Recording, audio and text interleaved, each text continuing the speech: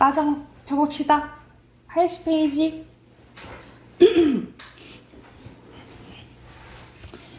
자, 여기서는 고재종의 첫사랑이라는 작품인데, 이 첫사랑을 어디 이제 비유했냐면 자연현상이 이제 비유를 한 거거든요. 그래서 첫사랑 이제 의미에 대해서 이제 나오는데 내용 한번 바로 봐볼게요. 첫 번째 연 보면 흔들리는 나뭇가지에 꽃 한번 피우려고. 뭘 하고 싶은 거야? 꽃을 피우려고 하고 싶은 거야. 이게 이제 목적이죠. 누구의 목적이냐면 눈의 목적인 거야. 눈은 얼마나 많은 도전을 멈추지 않았으랴. 그래서 눈의 목적은 뭔 거야? 꽃 피우려고 하는 건데 도전한다 라고 표현했네. 그치? 그래서 사람처럼 표현한 거니까 여기서는 의인법도 쓰였고요.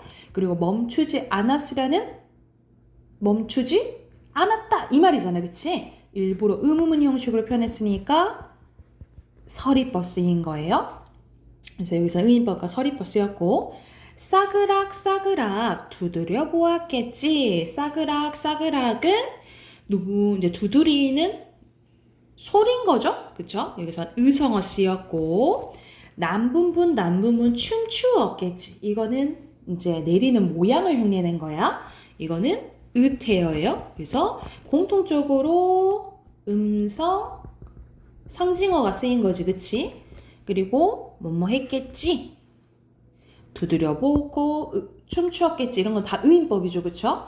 근데 지지 끝글자가 이렇게 반복이 됐네. 그죠? 이렇게 끝글자가 반복이 되면 느껴지는 게 음이율이에요. 일정한 위치에서 글자가 반복돼서 느껴지는 음이율. 특히 끝글자가 반복되면 뭐라 하죠? 무슨 운이라 하지? 가군이라고요. 끝글자가 반복되면 가군이야. 미끄러지고 미끄러지기를 수백 번 반복되니까 운율 형성되겠죠.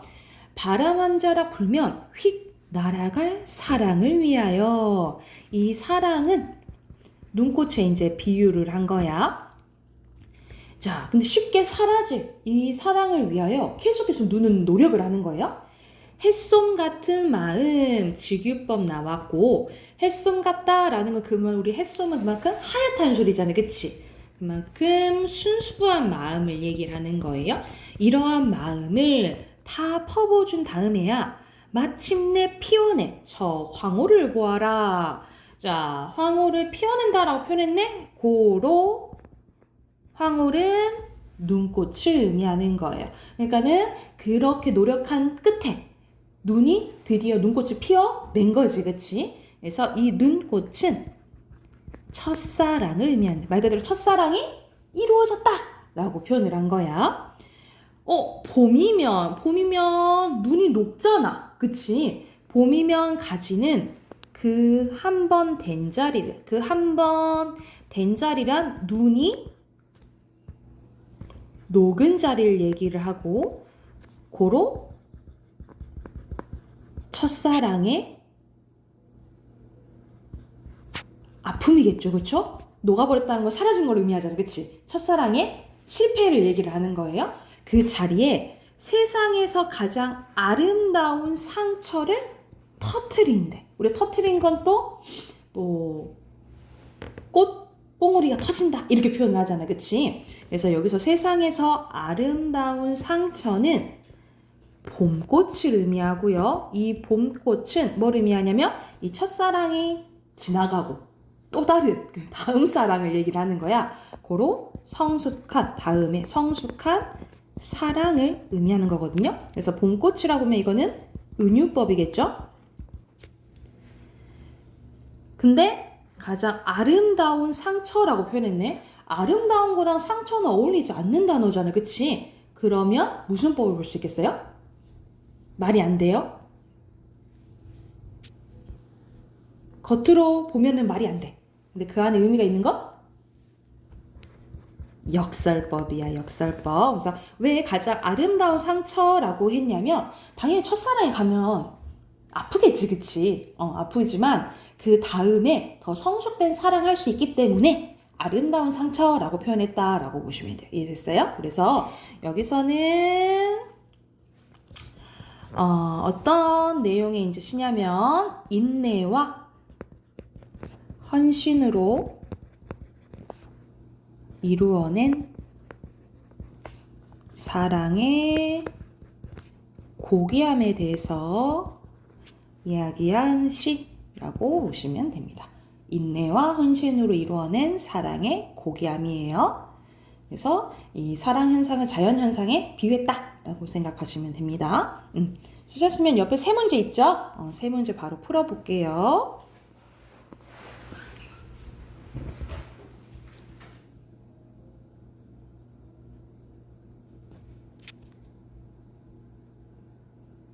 볼까요?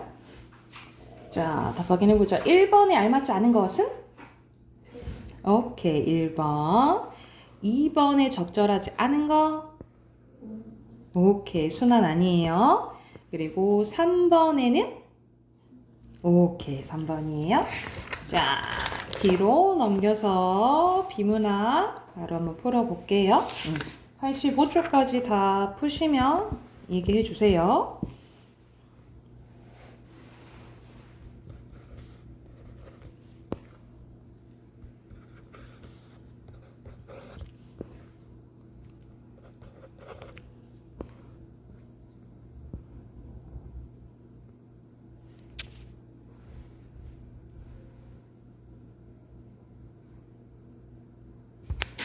자, 같이 한번 봐보자. 여기서는 이제 범주화에 대해서 나오는데, 3문단부터 봐볼게요. 3문단이 이제 범주에 대해 개념 나오는데, 범주화는 이렇게 세상 만물의 유사성을 통해 이묶음, 저묶음을 구분하여 분류하는 작업을 얘기를 해요.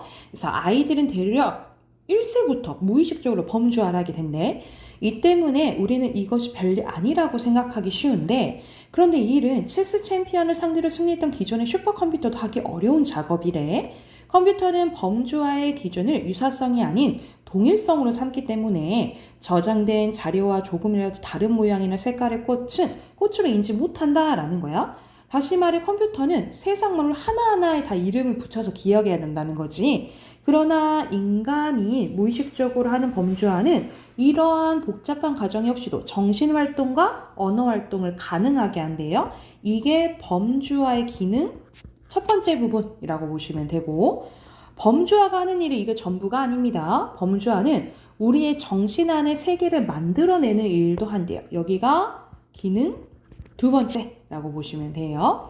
동물에게도 마찬가지인데, 하지만 각각의 동물들이 가진 범주화 능력에 따라 이들 앞에 드러나는 세계의 모습은 각기 다른데, 예를 들어 파리는 벽과 문을 구분하지 못한다라는 거. 왜냐면 열고 나갈 수 없으니까. 하지만 개는 밀 수 있잖아, 그치? 그래서 벽이랑 문을 구별해서 인지한다는 거야. 그래서 또 같은 이치로 파리와 개는 벽에 명화가 들려 있어도 막 이렇게 예술을 감상하지 못하잖아, 그치? 이거는 인간만이 한다라는 거죠. 그래서 여기에서 우리는 뭘 알 수 있냐면, 뒤에 부분 좀 알아야겠지? 우리가 파악하는 세계는 단지 우리만이 가진 특별한 행동 능력과 인지 능력으로 인해 범주화된 가상세계다라는 거. 그러니까 만들어낸다라는 거지, 그치? 그래서 세계에 대한 우리의 모든 지식은 우리가 구성한 가상세계에 대한 지식일 뿐이다. 이렇듯 범주화란 우리가 살아갈 세계 우리 스스로 창조해내는 행위래요. 그럼 이거와 관련된 문제가 3번이잖아, 그쵸? 알맞지 않은 것은 몇 번 했을까요? 5번. 이건 좀 선후관계가 바뀌었죠? 우리가 만들어내니까 달라지는 거지, 그치? 이 지식이 행동을 제약하는 게 아니고 각각 다른 인간이 동물이 가상으로 만든 거잖아요, 그죠? 1번에 2번, 오케이. 2번에 적절하지 않은 것은? 오케이, 1번이에요. 인간에게만 주어진 건 아니죠. 자, 뒤로 넘겨서 순서대로 니은, 리을, 디귿, 기억이고요. 5번에 별일, 여부, 자락이고요. 그리고 밑에 순서대로 쯔까, 파, 황울. 자, 오른쪽에는 이제 범주와의 확장에 대해서 나오는데 첫 번째 줄 보면 아메바와 같은 생물에게 세계는 단지 먹을 수 있는 것과 먹을 수 없는 정도로 그렇게 단순화된 세계라는 거야. 아메바와 같은 생물에게. 그러니까는 인간처럼 복잡할 수도 있고 이렇게 간단할 수도 있다는 거지, 그치? 뭐 특히 인간은 마지막에 보면은 인간이 성장하여 인지 능력이 확대될수록 다양하고 복잡해지고 이를 통해 세계가 확장된다라고 했죠. 그래서 이 두 부분을 보면 밑에 OX 풀 수 있는데 비슷한 수준? 아니죠. X 2번은 맞죠. 오케이, 우리 문법 꺼내봅시다. 38쪽부터 답 확인해야 되지요.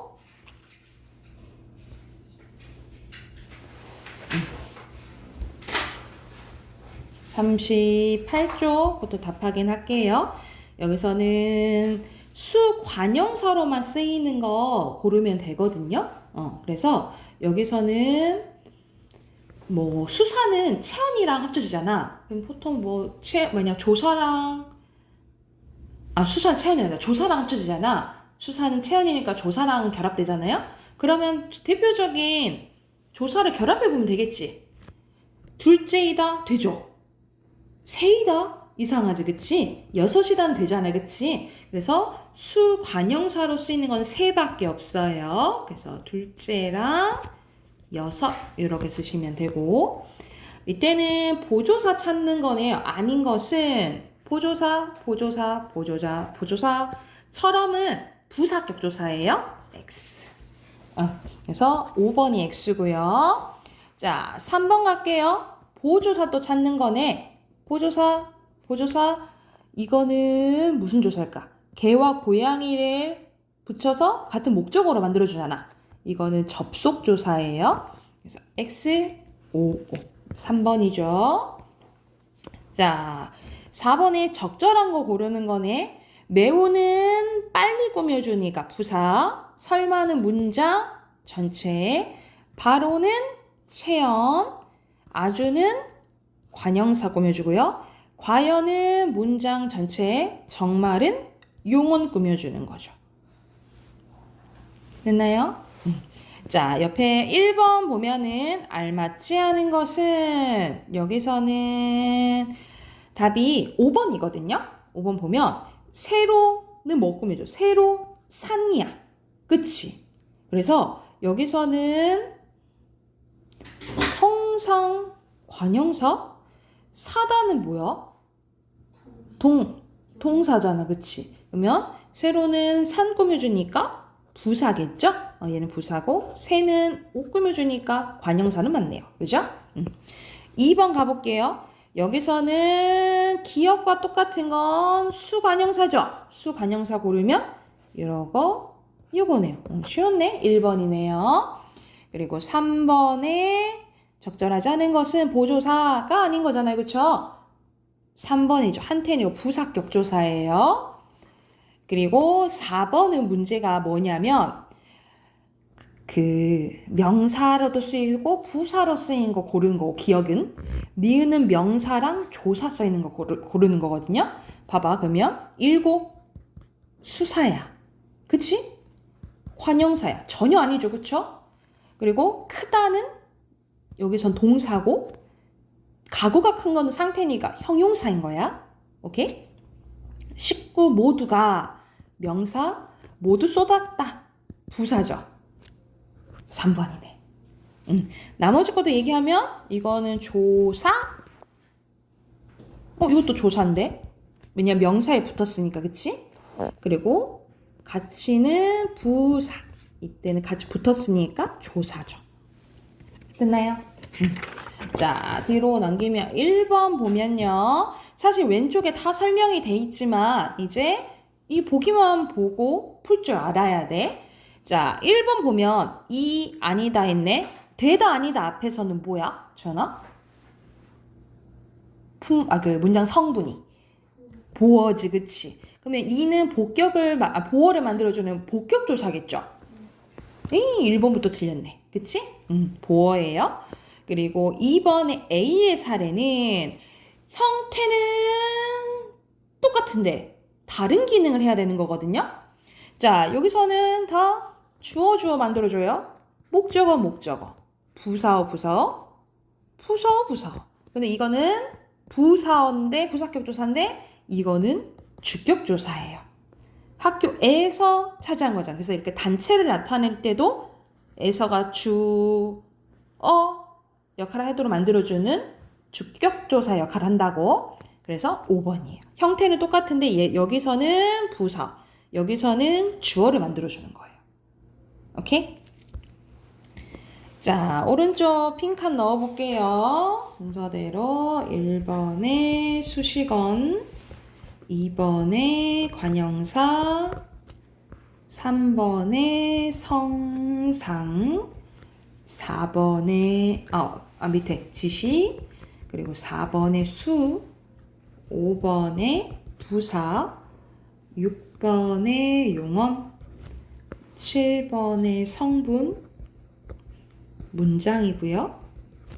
8번에 성상, 9번에 지시, 부정, 10번에 양태, 접속, 11번에 조사, 12번에 단어, 13번에 격조사, 14번에 접속, 보조사예요.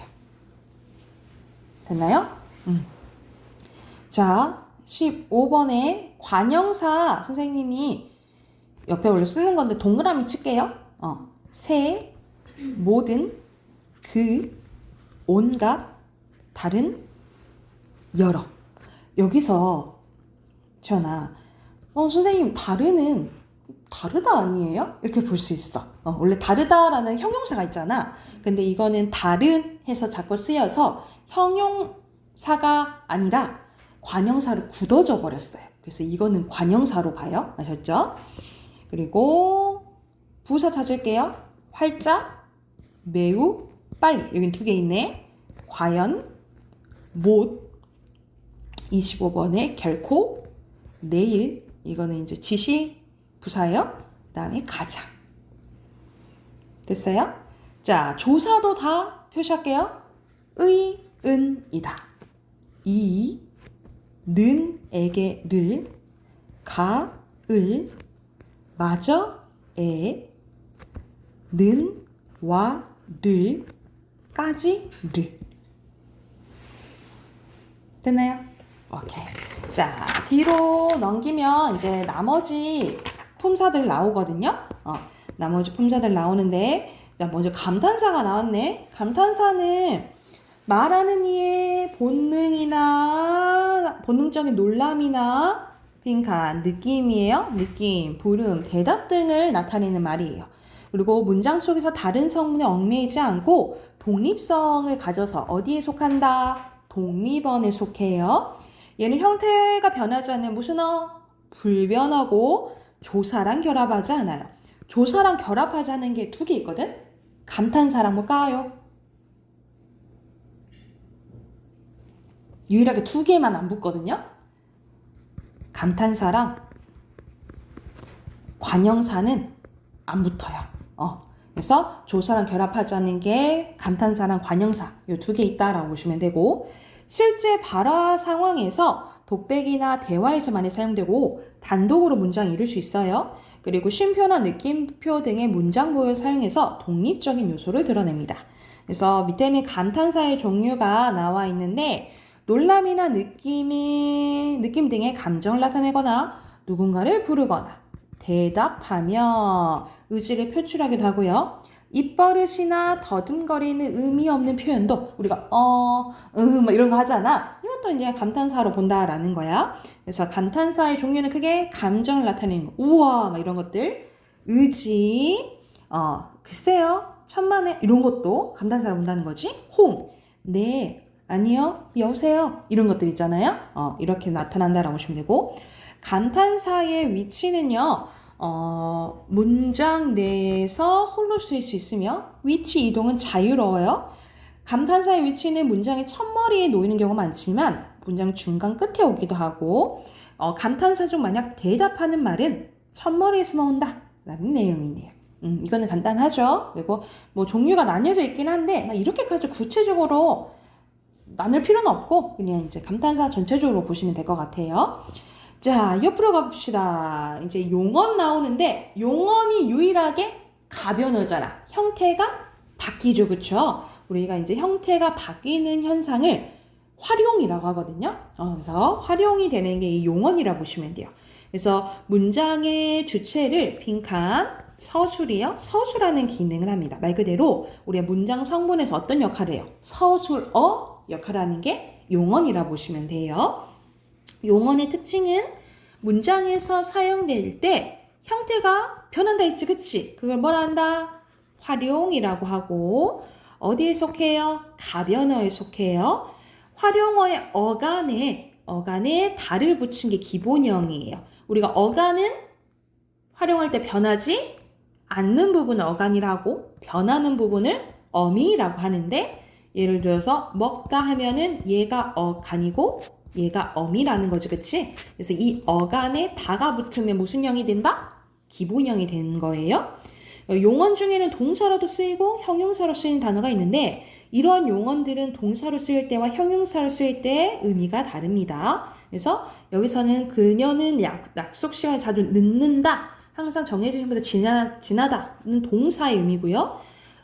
동생은 발걸음이 늦다는 형용사로 쓰인다 이 말이야. 그래서 똑같이 형태가 똑같은데 동사로 쓰일 때도 있고 형용사로 쓰일 때도 있다. 라고 보시면 돼요. 이건 품사의 통용이라고 보시면 돼요. 용언의 기능은 주기능은 문장에서 주어를 서술하는 서술어로 쓰이고요. 활용을 통해서 다른 성분으로 쓰일 수도 있어요. 그러니까 예를 들어서 품사는 이게 동사고 얘가 형용사잖아. 그치? 품사는. 근데 역할로 보면은 얘는 서술어고 얘는 관형어 역할을 하죠. 그쵸? 그치? 그래서 품사랑 이렇게 문장 성분이랑 구별을 하셔야 된다고요. 구별을 해야 돼. 자, 밑에는 동사 먼저 나와 있네요. 동사의 개념이에요. 사물의 움직임이나 작용 변화를 나타내는 말이죠. 시제를 동반하며 동작상을 나타낼 수 있고 부사의 수식을 받을 수 있어요. 높임법도 가지고요. 조사와 결합 가능합니다. 그래서 종류는 만약 혼자 쓸 수 있으면 자동사, 목적어가 필요하면 타동사죠. 그래서 동작의 대상인 목적어를 필요로 하는 동사를 타동사 아니면 자동사 이렇게만 나뉘어진다라고 보시면 돼요. 뒤로 넘겨볼게요. 자, 형용사 나오면 우리 구품사 끝나요. 9번째 구품사 형용사 나와 있네요. 형용사는 사람이나 사물, 상태, 성질을 나타내는 말입니다. 그래서 사람이나 사물의 빈칸 상태예요. 상태가 어떠한가를 형용하거나 그 존재를 나타내면서 문장에서 주로 서술어 기능을 합니다. 목적어에 호응이 없어서 자동, 타동, 사동, 피동 구별이 없어요. 왜냐하면 이 역할을 하는 건 다 동사가 해요. 다 동사이기 때문에 형용사는 상관없다라고 보시면 되고 얘도 부사의 수식을 받을 수 있고요. 기본형이 현재형으로 쓰입니다. 예쁘다, 춥다 이런 식으로. 그리고 격조사는 이것도 결합 가능해요. 자, 형용사는 종류가 크게 두 가지로 나눠져 있는데 성상 형용사와 지시 형용사예요. 지시 형용사는 이러하다, 그러하다, 저러하다 기억하면 되거든요. 나머지 형용사가 다 성상이라 생각하면 돼. 그래서 여기서 나오는 그러하다, 어떠하다, 이러하다, 저러하다 있지? 이거 말고는 다 성상 형용사라고 생각하시면 돼요. 그래서 빈칸 형식 써놓으시면 됩니다. 자, 밑에는 별표. 자, 동사랑 형용사를 의미만으로 구별을 하면 정말 다행인데 가끔 헷갈릴 때가 있거든요. 그 구별법이에요. 형용사랑 동사 구별법인데 자, 말 그대로 현재 시제 선어말인 니은이나 니은이나 관형사형어미 는과 결합할 수 있으면 동사 아니면 형용사고요. 명령형어미랑 청유형어미랑 붙을 수 있으면 동사 아니면 형용사고요. 목적을 나타내는 연결음이 러랑 려 있죠.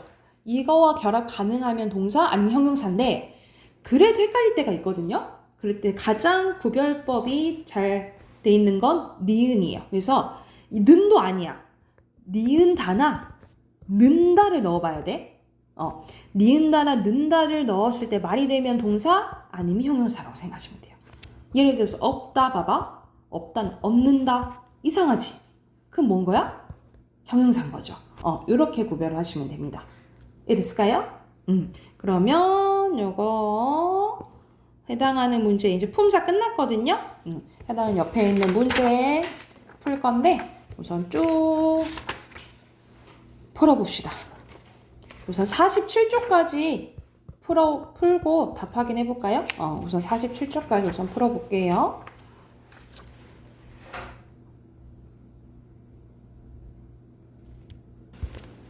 우선 답 체크해보고 또 이어서 풀어봅시다.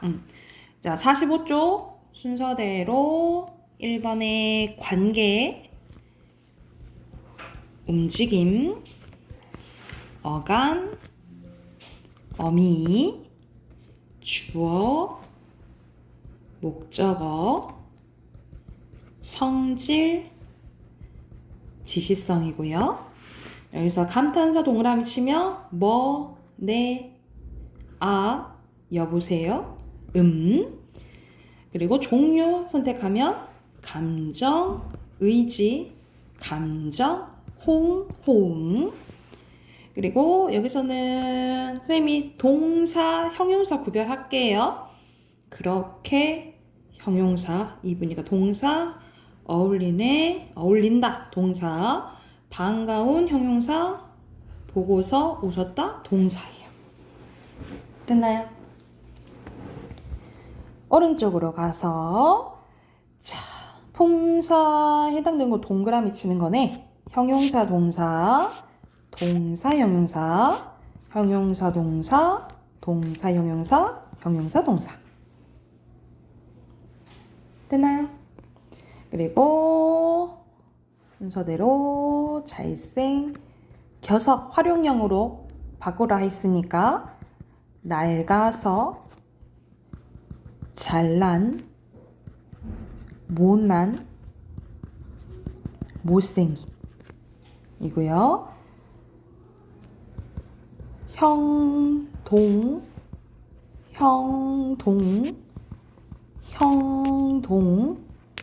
이름 같다. 형동이에요. 다 형동이네. 됐나요? 이상 없죠? 자, 뒤로 넘기면 또 구별하는 거 나오네. 씻는다니까 동사, 형용사, 동사, 동사예요. 그래서 밑에 오 맞고요. 자, 여기서는 넣는 거네. 체언이죠? 관계언이죠. 명사고요. 부사고요. 착실한 형용사죠. 3번 가면 동사, 건강한다 안 되잖아. 그치? 형용사예요. 그리고 4번 가보면 부사 맞고요. 두는 사람 꾸며주니까 관형사죠? X, O야. 답 2번. 됐나요? 자, 옆에 1번 가볼게요. 여기서 알맞지 않은 것은 두는 팔 꾸며주고 하나. 여기서는 관형사죠? 이건 수사죠. 그치? 그래서 하나 때문에 틀렸어요. 3번이고요. 2번에 바르게 분류한 거 관형사, 대명사, 부사죠. 그리는 물건을 보내겠다라는 거잖아. 그리 보내겠다는 거잖아. 부사죠? 그치? 2번이네. 그리고 3번에 알맞지 않은 것은 몇 번? 3번 구울, 지역. 불규칙적으로 활용된 동사냐? 원래는 굽다잖아. 기본형이. 그치? 기본형이 짙다잖아. 그죠? 근데 구어, 지어 이게 불규칙 용언이야? 불규칙 용언이야? 그래서 이거 맞아요. 아닌 거 몇 번일까?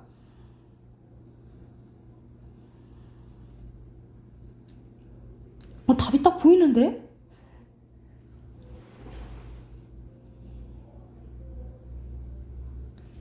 답 1번이야? 채연은 뭐가 틀렸을까?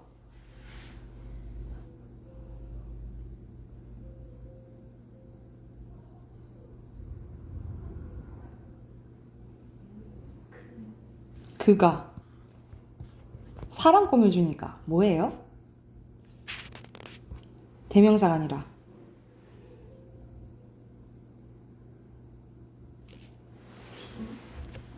사람을 꾸며주는데 지시 관형사 이건 대명사고 관형사. 오케이.